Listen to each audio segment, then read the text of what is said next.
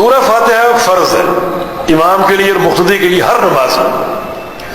شریعت نے سورہ فاتحہ فرض قرار دی ہے.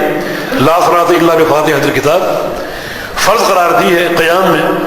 لیکن سورہ فاتحہ پڑھنے کے محل کا تعین نہیں کیا.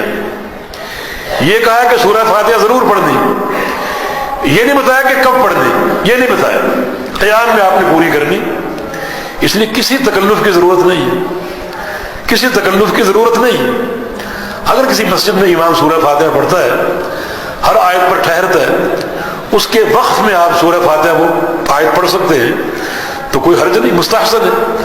اگر وہ وقف نہیں کر رہا اور کوئی سانس نہیں لے رہا بلکہ جلدی اگلی آیت شروع کر دیتا ہے تو آپ امام کی قرات کے دوران قرات کر سکتے ہیں. اس کے لیے یہ کہنا کہ امام کے اس آخری سقطے کا انتظار کیا جائے, اس سقطے کا شریعت نے ذکر کیا ہے, لیکن کسی طویل سقطے کا ذکر نبی علیہ السلام کے فرامین سے یا سلف صالحین کے عمل سے نہیں ملتا.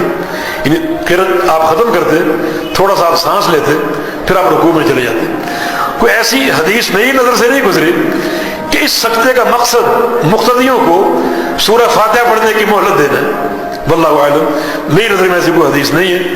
سورہ فاتحہ پڑھنا فرض ہے, یہ فرضیت شریعت نے رکھی ہے, لیکن کب پڑھنی ہے اس کا تعین نہیں ہے.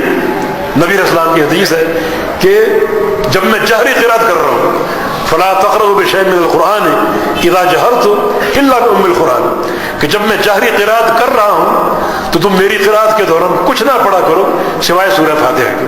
اس حدیث سے ثابت ہو رہا ہے کہ امام کی قرات کے دوران مقتدی سورہ فاتحہ پڑھ سکتا ہے. تو اس کے لیے سقطوں کا تکلف یہ میرے ناقص علم کے مطابق کسی حدیث میں نہیں ملتا کہ اس سقطے کا مقصد مقتدیوں کو سورہ فاتحہ پڑھنے کا موقع دینا ہے. ہاں چھوٹا سا سقطہ ہوتا ہے, تھوڑا سا سانس لینا اور پھر رکوع میں چلے جانا, یہ اس حد تک تو ہے. لیکن سورہ فاتحہ کے لیے طویل سقطہ میرے ناقص علم کے مطابق کسی حدیث سے ثابت نہیں ہے. واللہ اعلم.